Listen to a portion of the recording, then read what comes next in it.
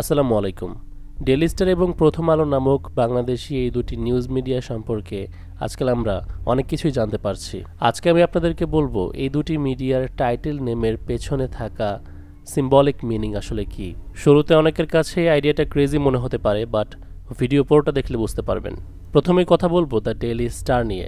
Daily star হচ্ছে বাংলাদেশে ইংরেজি ভাষায় একটি পত্রিকার নাম, পত্রিকা ছাপানোর কোম্পানি। কিন্তু ডেইলি স্টার পত্রিকাটি সর্বপ্রথম চালু হয়েছিল ব্রিটেনে। 1978 সন থেকে ইউকেতে এই পত্রিকাটি রয়েছে, যাদের সিম্বল এরকম দেখতে। ডেইলি স্টার ইন ইউকে প্রতি সোম থেকে শনিবার ডেইলি তাদের নিউজ পেপার পাবলিশ করে থাকে, সানডে বা রবিবার গ্যাপ রেখে। কিন্তু 2002-এ এর একটি সিস্টার প্রোগ্রাম বের করা হয়, এ সিস্টার সানডে এডিশন, রবিবারের জন্য। 2002 থেকে আলাদা করে ওরা স্পেশালভাবে রোববারের জন্য আরেকটি নিউজ পেপার প্রস্তুত করে। এই যে প্রথমে রবিবার গ্যাপ রেখে তারপর রবিবারের জন্য আলাদা নিউজ পেপার তৈরি করা, একটি আলাদা প্রোগ্রাম, আলাদা এডিশন তৈরি করা, এটা অনেক কিছুই বোঝায় এবং একটি বিশেষ বিষয়ের দিকে ইঙ্গিত করে। প্রথমে আপনারা এই সংবাদের নামের দিকে লক্ষ্য করুন, দ্য ডেইলি স্টার, প্রতিদিনের তারকা। কিন্তু প্রতিদিন এমন কোন তারকা যেটা আমরা প্রতিদিনই দেখতে পাই? আপনারা যদি একটু ডিপলি রিসার্চ করার চেষ্টা করেন তবে বুঝতে পারবেন ওরা অ্যাকচুয়ালি এখানে সূর্যকে বোঝানোর চেষ্টা করেছে। ওরা স্টার দিয়ে সূর্যকে বুঝিয়েছে, কারণ সান হচ্ছে একটি স্টার। তারপর ডেইলি লেখার উপর জুম করেন, ওটির উপর যে সিম্বল রয়েছে সেটা দেখলেই বুঝে যাবেন। সূর্যের সিম্বলের জন্য যদি এখন মনে করে থাকেন যে হয়তো সকাল সকাল মানুষ সূর্য উদয়ের সময় ঘুম থেকে উঠে নিউজ পেপার পড়ে থাকে সেই জন্য, বাট এর অ্যাকচুয়াল কারণ সেটা না।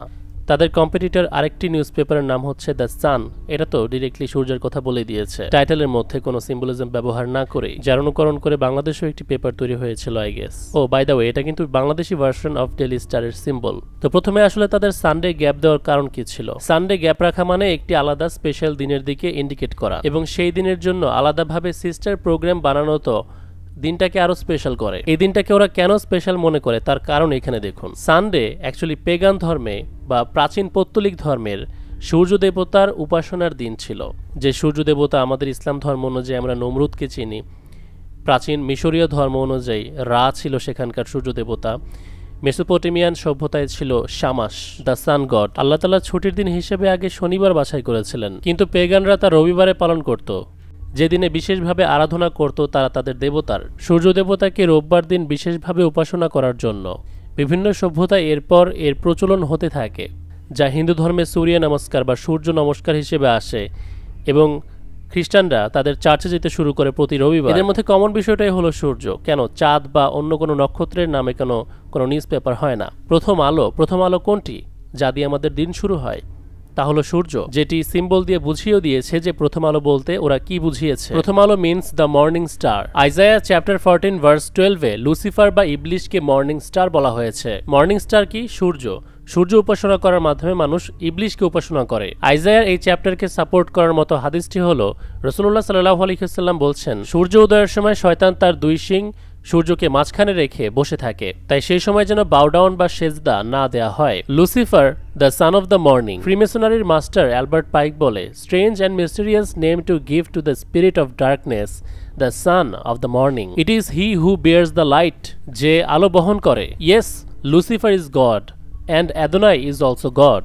ফ্রিমেসনরা লুসিফারকেও সৃষ্টিকর্তার পাশাপাশি প্রভু মনে করে। ইসলামে যাকে আল্লাহ বলা হয়, ইহুদিরা তাকে অ্যাদোনাই বলে। দ্য ডেইলি স্টার অফ ব্রিটেনের ওনার রিচার্ড ডেজমন্ড একজন ইউক্রেনিয়ান জিও, একজন ইহুদি। শুধু তাই নয়, রিপার্ট মার্ডক দ্য সান নিউজ পেপারের মালিক, তার ইয়াং এজে 27 বছর বয়সে ফ্রি মেসনিক লজে গিয়েছিল দাজ্জালের নিউ ওয়ার্ল্ড অর্ডার প্রোগ্রামে যুক্ত হওয়ার বানানো অফিসিয়াল তাদের কফি মাগ, যেখানে তাদের সূর্যের সিম্বল আর্ট করা। সকালবেলার সূর্য উদয় এনশিয়েন্ট ইজিপশিয়ানদের জন্য খুব গুরুত্বপূর্ণ ছিল। তারা পিরামিড এবং পিরামিডের সামনে থাকা স্ট্যাচু স্ফিনিক্স এমন জায়গাতে স্থাপন করেছিল যার পেছন থেকে সূর্য উদয় হবে। সেই সূর্য উদয় যদি কারোর জন্য গুরুত্বপূর্ণ হয়ে থাকে তবে বুঝতে হবে সেই ব্যক্তিটির জন্য কোন ধর্ম, কোন মাযহাব গুরুত্বপূর্ণ। এজন্য কি বাংলাদেশে এ দুটি নিউজ পেপার এতটা অ্যান্টাই ইসলামিক? এদের পেছনে কাদের হাত রয়েছে? এদের এজেন্ডাই বা কি? যে দুটি, প্রথম আলো এবং ডেইলি স্টার, উভয়কে নিয়ন্ত্রণ করছে প্রয়াত লতিফুর রহমানের দি ট্রান্সকম গ্রুপ। একই গ্রুপের দুইটি নিউজ পেপার, উভয় নিউজ পেপার সূর্য দেবতার রিপ্রেজেন্টেশন।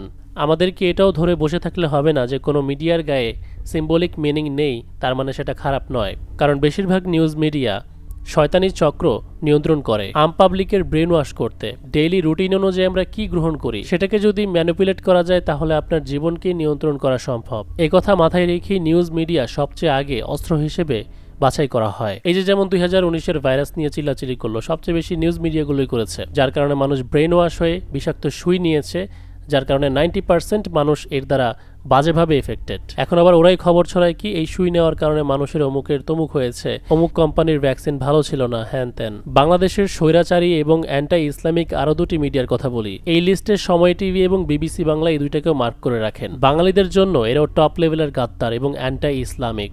ভিডিওটি ভালো লাগলে অবশ্যই লাইক করতে ভুলবেন না। সিক্রেটরি বিল্ডের অফিসিয়াল মার্চেন্ডাইজ কিনতে ফেসবুকে SR ফ্যাশন ওয়্যার নামক পেজে চলে যান। সেখানে গিয়ে নক করলেই আমাদের প্রোডাক্ট খুব সহজেই কিনতে পারবেন।